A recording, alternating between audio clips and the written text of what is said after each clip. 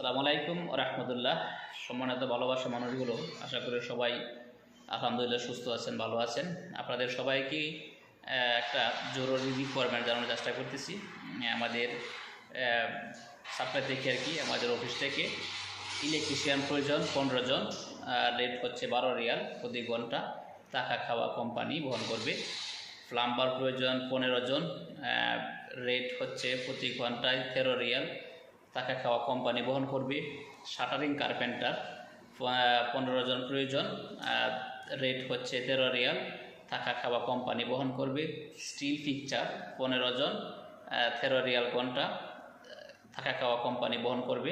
Document যেগুলো প্রয়োজন হবে তা হচ্ছে খুব সাধারণ নর্মাল ডকুমেন্ট। আপনার ইকামা থাকতে হবে, তবে সেটা যেন অবশ্যই বৈধ হয়, মানে মেয়াদ থাকতে হবে ইকামার।